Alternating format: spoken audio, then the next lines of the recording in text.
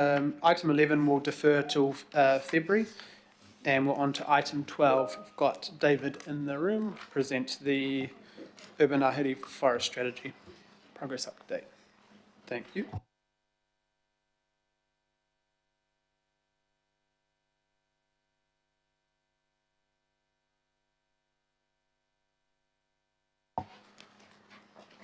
Kia ora.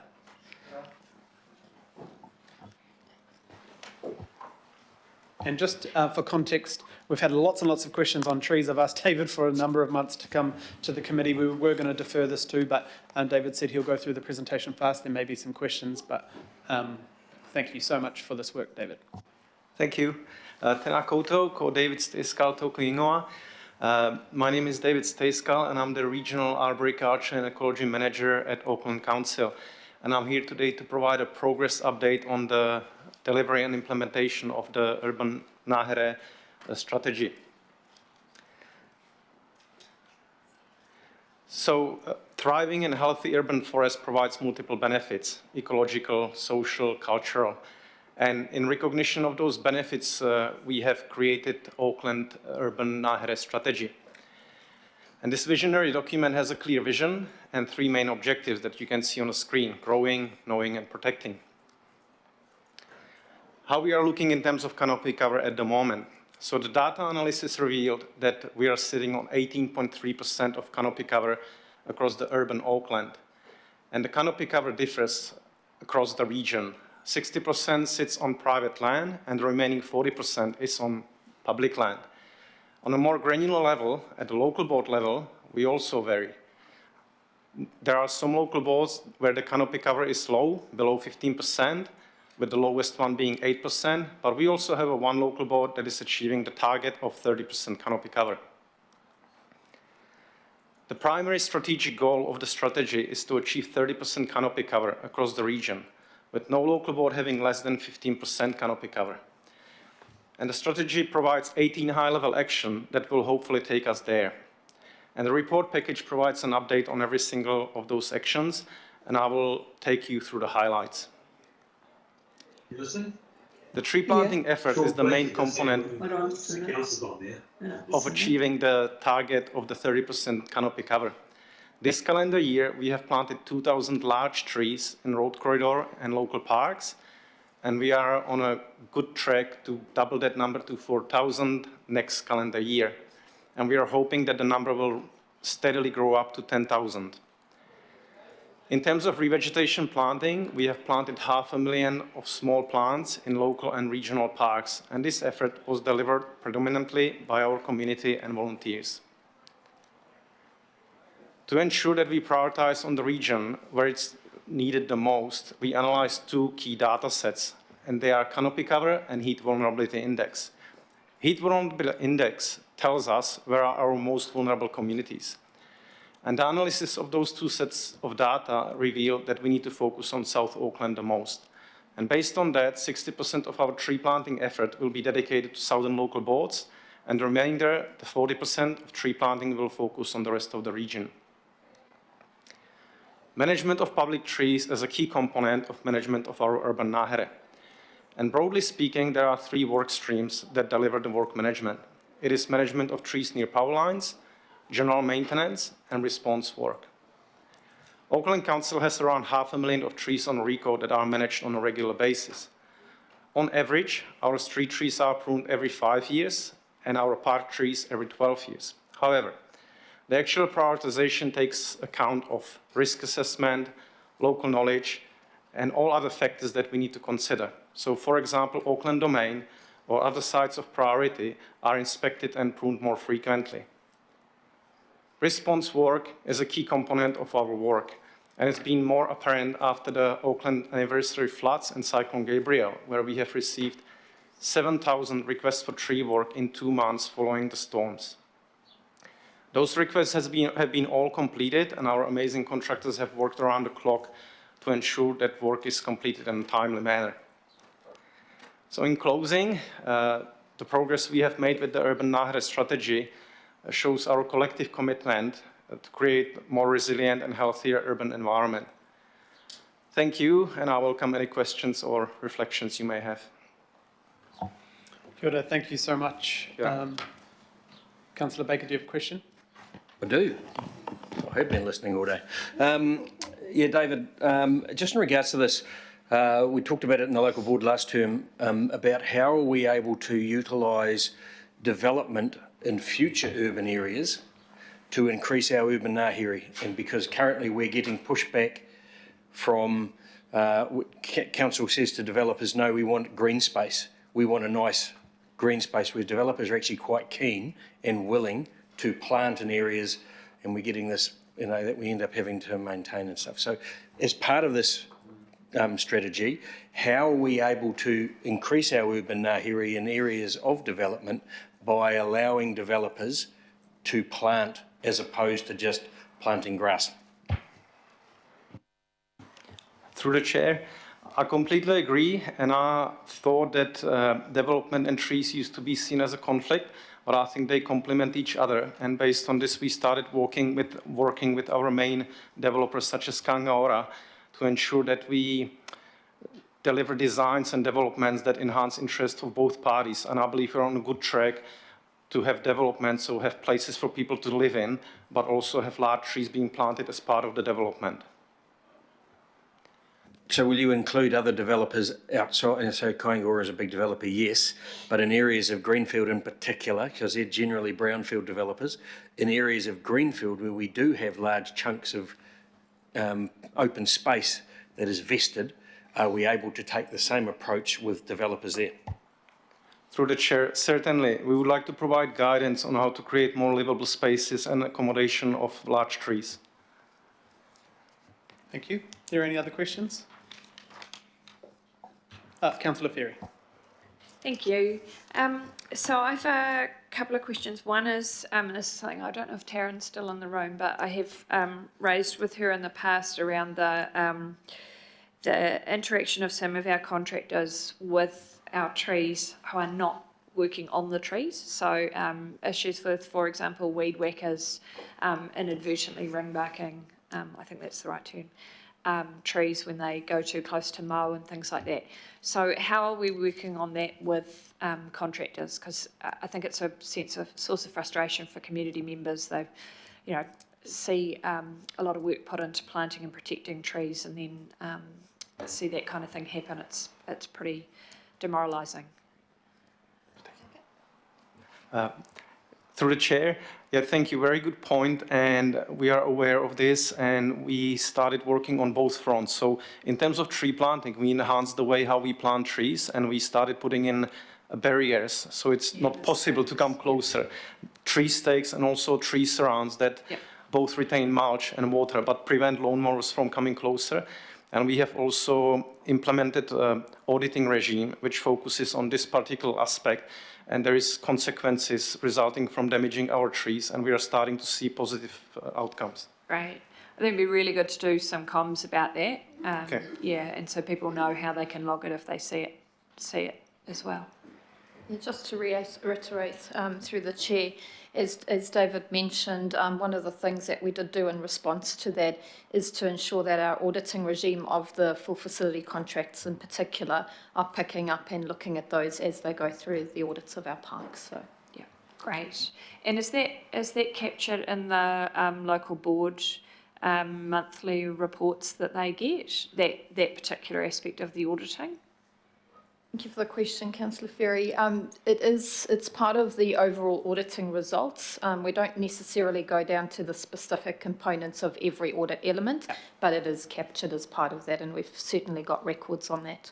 So my recollection of those audit things is it says, here's the top 5 issues we were having. So if that was coming up a lot, it would be on that list for local boards to have visibility of. Is that? Yeah, that's correct. Great. So my next question is perhaps more in the longer term space around, we're potentially seeing some central government changes on tree protection. We just got some central government changes on tree protection finally, but it looks like those might be unwound. So are we starting to think about what that might mean in terms of the protection side of the urban ngāhere work? Yeah, through the chair, yes, certainly. It may mean hopefully not that the protection of private trees may remain as is. And we would like to explore positive enforcement to encourage people to retain trees. We started, for example, at a Parnell Rose Garden event where we were giving away trees for tree planting on private properties, and we would like to have more presence at events with our communities, especially now around Christmas time, where we would enable the communities to gather knowledge on how they can grow and plant trees. And maybe lastly, I add that every single tree we plant these days, and we started this initiative this year, has a QR code added on a stake so people can scan it and see, yeah, this is how you plant tree and this is how you look after it. So we're hoping that those positive enforcements will encourage people to retain and protect trees on their land. I think that's been a great initiative, by the way. It's helping to educate people, but it's also helping them to realise we do plant trees. It's giving them that added visibility of, you know, oh gosh, there's a tree there now, or that good to see that tree's being replaced. So I really appreciate that work. My final question, which is a little bit tricky, is that council went through a legal process with the Tree Council, and we reached a settlement, which I understand is confidential. But it would be really good to get an update on the progress of achieving the terms of that settlement. I understand there probably needs to be a conversation with the Tree Council about the confidentiality aspect of that, but I think they're open to it. So is that something that could be brought back to us perhaps with the next update on this? Yeah, definitely. Thank you. Thank you. Potentially also a question for item 17 as well on this. I'll ask it again then. Thanks. Councillor Fletcher. Thank you, Chair. I was delighted to see this item on the agenda today. It really is pleasing, but I guess I'm just wanting to do a bit of a deep dive into the implementation program and understand what support are we giving in terms of the propagation of eco-sourced seeds and trees that are going to be appropriate for certain conditions. Can you speak to that at this stage? Yes, through the chair, certainly. If I'm getting your question right, essentially all plants, native plants that we use for our revegetation planting are ecologically sourced or have the whakapapa of the area where we are planting them, and we are actively working with 55 nurseries that are small and locally spread across the region to ensure that we reach the right plants. We are working with Mana Whenua-owned nurseries, and it's a key focus of ours that we don't introduce plants that don't belong in the area where we are planting. Oh, that's great. I mean, it was a source of some disappointment that council sold off its own nurseries, you know, in terms of propagation. And so if you have those nurseries that you have confidence in, that's really great to hear. Following on from that, how can we ensure through supporting our ecological volunteer programs, but that these trees that are going to be so important for the future are accessible and affordable in terms of their use on private land? Is that something you've given consideration to? Through the chair. So the question is, how can we support people access trees so they can plant them on the private properties? Yeah? Yeah, I mean, Yes. have we partnered with other parties to help that issue of affordability? You know, it's not inexpensive to really get into major tree programs.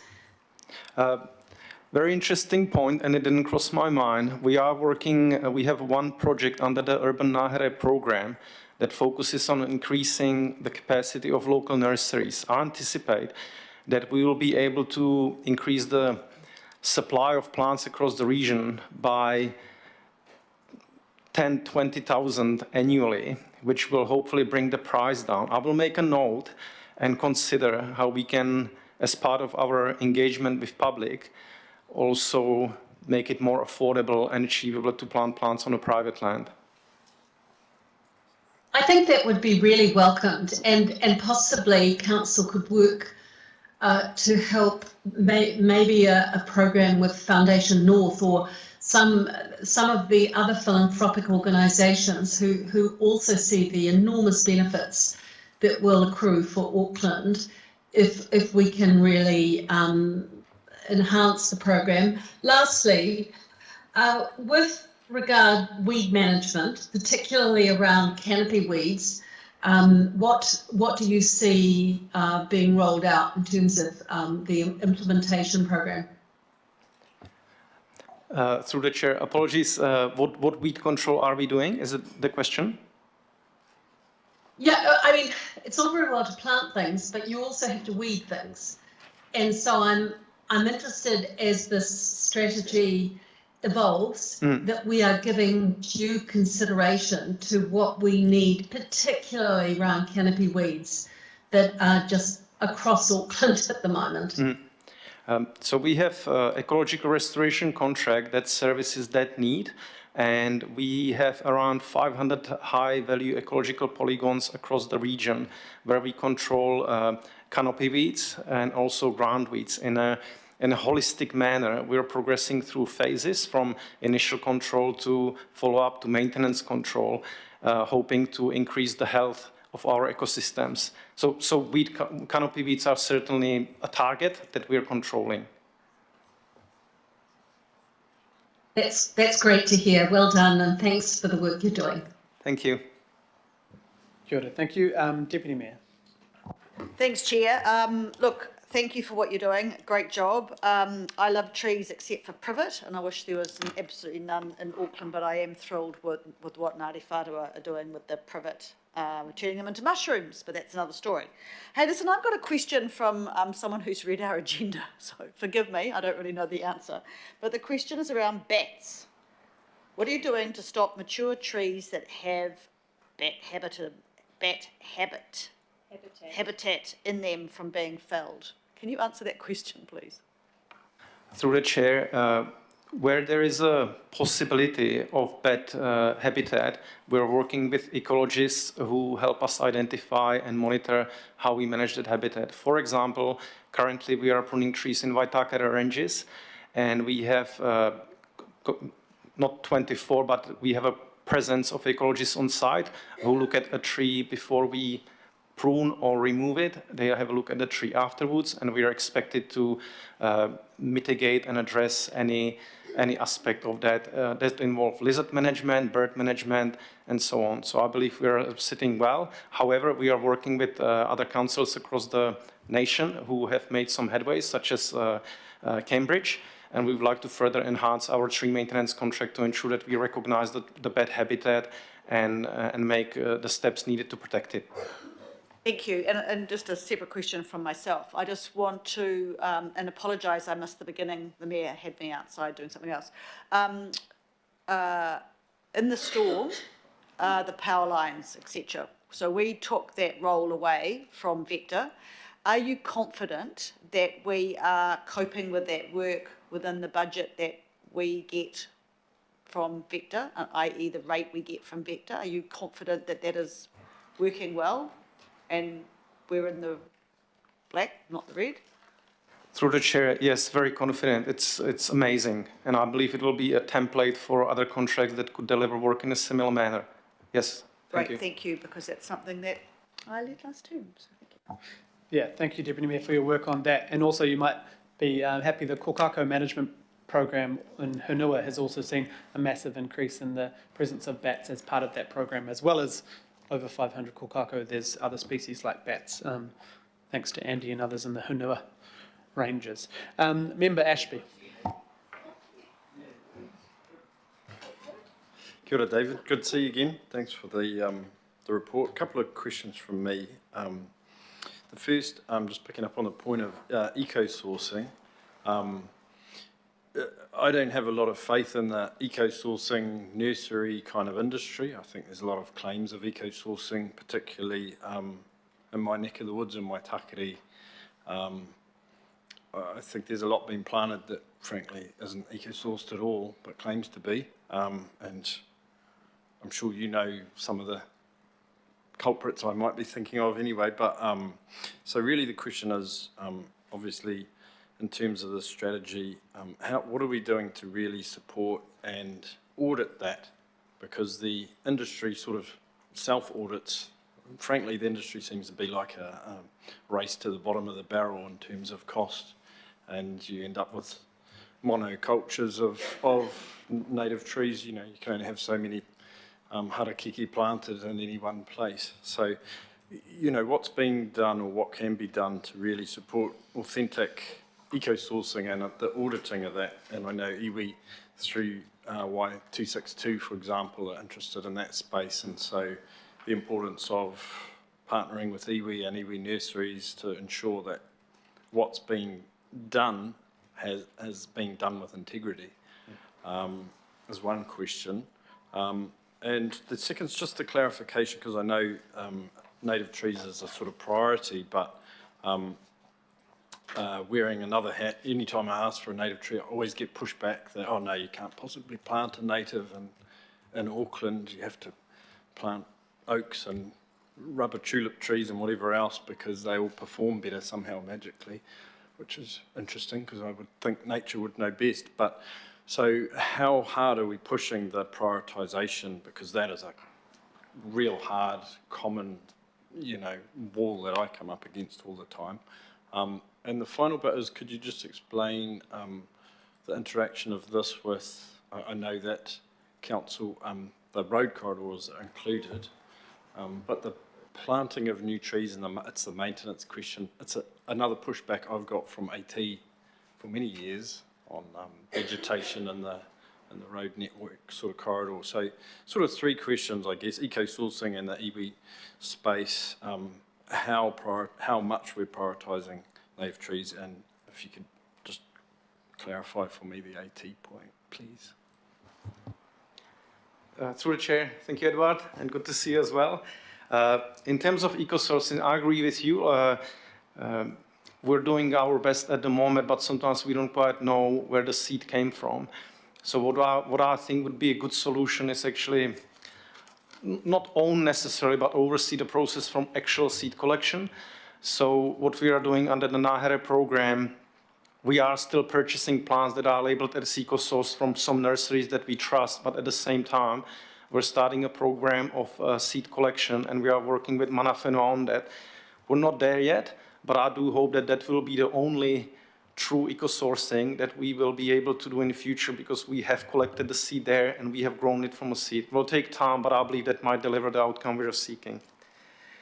Native and exotic trees.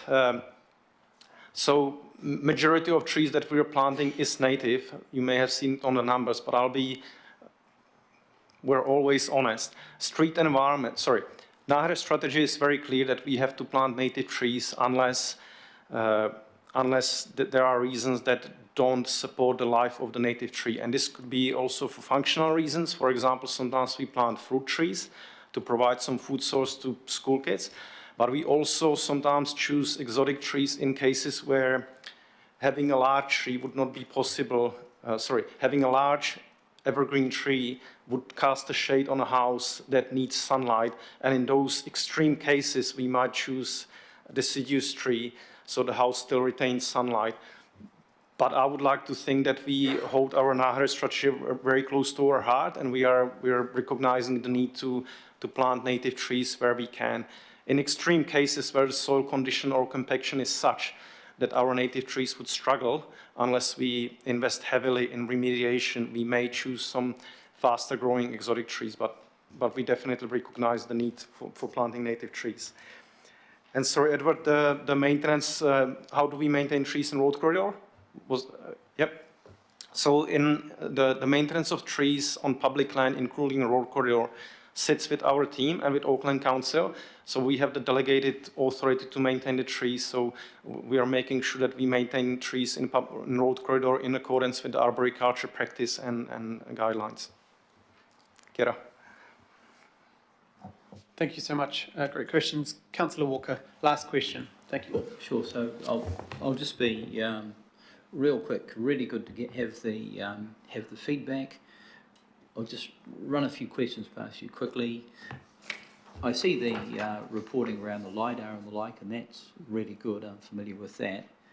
But it's really essential that we inform ourselves of the very, very mature trees that we're losing across Auckland. And that's real bad in some locations. The other question I'd put, and it's just by way of a suggestion in terms of eco-sourcing. The best eco-source nursery that we had in Auckland was Jeff Davidson's Oratea Native Plant Nursery, West Coast Road, Oratea. Since the demise of that, things have really gone downhill, and I'm familiar, and I agree with the comments that Member Ashby has made. My recommendation is, if you want to have a chat to somebody, pick up the phone and talk to Jeff. If you haven't got his phone number, I can give it to you. His knowledge is invaluable, because that nursery was eco-sourcing in terms of, microbiomes, the Waitakaris, other locations around Auckland. It just wasn't Auckland specific, because you have differences in native vegetation across Auckland, which may or may not be obvious. I mean, for example, in 1987, I customised a gardening and landscaping book for the Hibiscus Coast. That was 100 odd pages. It's different, okay? So there are differences. The other thing that we need to monitor, I would suggest, and I'd ask it by way of a question, is pruning techniques. Often I observe the target pruning techniques aren't up to it, and you can get death, disease organisms move in. There's also the opportunity for us to consider measurement tools for evaluating trees. I mean, in England, for example, they've got a couple. One of them is the Halliwell scale. Go to Germany. I'm not sure where you're from.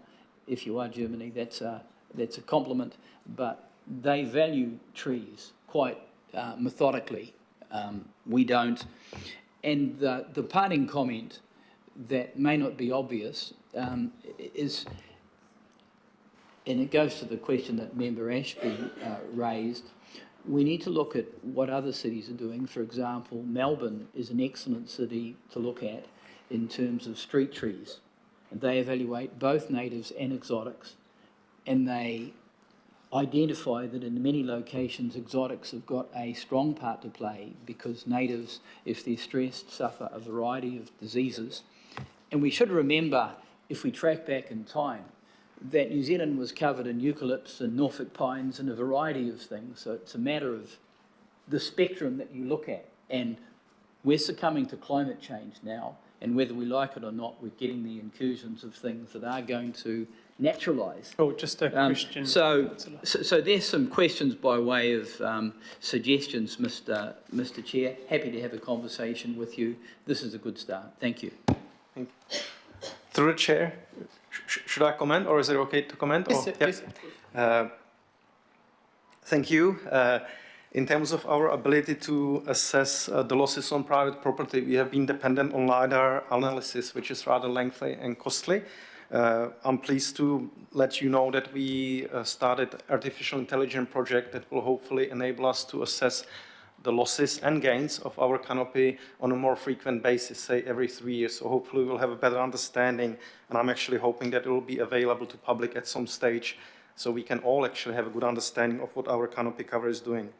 Really good point regarding Oratea. It was heartbreaking to see that the nursery was sold, and Jeff is still helping Melissa growing some offspring of Archie, the Pohotokava tree at Karekare. So we're in touch, but it might be worth actually chatting with Jeff regarding eco-sourcing.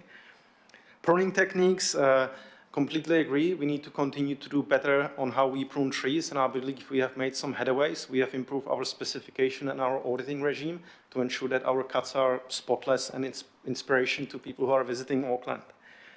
Valuation, completely agree, and you'll be pleased to hear that we are starting to use a method called CTLA, which is a tree valuation method, and it enables us to put amenity value on trees. So, for example, when there is a proposal to remove tree and it is supported, at least we can reimburse the value of the tree. And collaboration with other cities, completely agree. I think international, there is a lots of cities that we can get inspiration from. And you'll be pleased that we are working with, to hear that we are working with Melbourne. We are also working with Hangzhou, which is a city in China dubbed as a green city of the world. Barcelona. Barcelona, and we are also, you will not believe this one, Medellin in South America. They have some. Yep, familiar with that. Yep. So that's all, lots of positive steps. We have lots of work to do, but I'm hoping we will get there. Thank you. Thank you very much. Well, there are no more questions, so I'll ask you to move back from the table. I appreciate the phenomenal amount of work that's going on. Kia ora. Yep. Councillor Walker would like to move. I think Councillor Leone would like to second. Oh, sorry. Just really briefly, just apologise for the number of months this has taken. I asked David a number of months to come to committee to present, but things kept getting knocked back. But there has been a lot of questions on trees. We have ramped up this work significantly over the years. I remember talking myself and Pipakum at the time, talking to Hal Davies around the urban Ngāhere plan and asking, well, how much are we planting? And he said, well, we need budget. So we worked with the Mayor at the time on the climate initiatives funding and also climate targeted rate to really ramp up the work that the community facilities teams and others were already doing, but just to now a far higher rate. I think we planted 1.6 million trees last year, and this year almost 800,000. We're heading towards 5,000 mature street trees every year, as well as all the other planting and significant work going on. To someone, I think Councillor Fletcher's comments on weeds, we worked on that regional parks planning around not just the planting, but the overall maintenance of those trees. Those budgets were put in there to make sure that weeding and other issues were there so trees won't succumb to problems or issues with that, and so it wasn't wasted. If you look around the city, you look down at Quay Street, there are now, there was 6 lanes of traffic down there, projects like that. There's 200 mature trees. There is 50 gardens, 20 rain gardens, and that is just the start on projects like that we're replicating along the city. I grew up in an area where it has the best tree cover, 35%. We walked to school under the shade of trees as kids, and I assumed everyone had that same experience. And as I grew, I realised that was not the case. So this is great to see that the spread to focus on those South Auckland local boards who had the worst tree cover so that all kids have that same experience, that cleaned up air quality, stormwater, the other climate benefits to come. So just want to acknowledge the team. It's a phenomenal amount of work you're doing right across the city. We have Councillor Dalton would like to comment. Thank you, and just to follow on from you, Chair, just a big thank you to David for the support that you gave when asked for it for our community in Renwick Park. So we've got a community down there who raised $12,000 to buy trees to plant in their berms, without understanding that there was quite a bit to it. You can't just go and plant trees in your berms. They needed to find out what was under the soil. They needed to know how to plant them, where to plant them, and they were pretty stuck. And I tried Auckland Transport and tried a few different people, but as soon as I got hold of David, it just happened like magic. So thank you to you and your team. I think Rob was out there helping them a lot with the physical planting. That is a community that had no trees, hardly any trees on their berms. And now they have beautiful, mature trees, and they did it as a community. They're really proud of themselves. They're proud of their place. And that is really thanks to you being able to drop everything and just go. So on top of all of your other work, you do stuff like that as well. So I appreciate you and your team. Thank you. Kia ora. Thank you very much, Councillor. Right, all those in favour? Any opposed? No, of course not. Thank you very much. Right, next we're moving to item 13.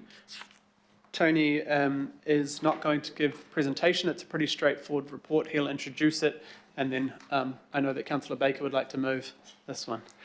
And Councillor Darby, would you like to second? Thank you, Mr Chair. Kia ora, Mr Chair, councillors and IMSB members. I'll just give a brief introduction, then I'm happy to answer questions. I'm aware of the time you've spent today already at this meeting. So this is seeking consent to approve the next open space plan change. We've completed 4 to date since the AUP became operative in part. This will be the 5th one. It's a smaller one than normal, but a much larger one will be coming in 2025.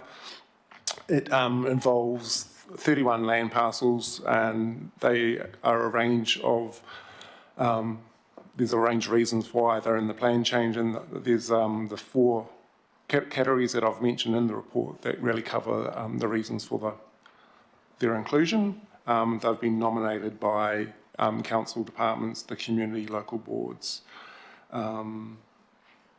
That's probably it, Mr Chair. I'm happy to answer any questions. Kia ora, thank you, Tony. Yes, this is a plan change which follows decisions by various committees over time. So they're just following those decisions to ensure the right zoning. Any questions? Don't believe so. Right, thank you, Tony. Sorry to keep you waiting and then That's not okay. have Thank any you, questions. Mr Chair. Thank you. Right, all those in favour? Any opposed? No, thank you very much. Right, so item 14 we've already deferred. Sorry. Cool, so I think we will actually staff will be here to answer questions, but these are all, 15. So 15 we withdrew. Yeah, I've got them in different numbers. 14 we withdrew, Yeah. 15, 16 and 17 and 18 we're going to move all together. If there are any questions on those items, Councillor Baker would like to... So, sorry, Colleen. 15 we already withdrew. I should have said that at the beginning of them. 16, 17, 18 we're moving together. I'll second Councillor Baker. Are there questions? There is. Councillor Darby. Just a minute. This is the notification. Sorry, we've got the wrong one up there. No, sorry, we're just trying to speed this up for you all. Items 16, 17 and 18 are all making operative, so they're the last part of the process. Okay, no, so that, Nothing weird about it, just asking for your normal approval. We'll just do it all in one go for those separate 3 items. And apologies, Councillor Darby, if you're waiting on item 15, that was withdrawn was based on not being ready. That was not ready, so... And 14 too. Yeah. Right. Any other questions on those plan changes? No? All those in favour? Any opposed? No, thank you. Right, now we move to item 19, the Auckland Climate Grant Strategic Allocation. So I think Rachel's on her way, unless we've got someone else online. So it might... If we want to move to, Pippa's at the back, if we want to move to item 20. Let's go for that. Yeah, if Pippa's here, that's fantastic, thanks.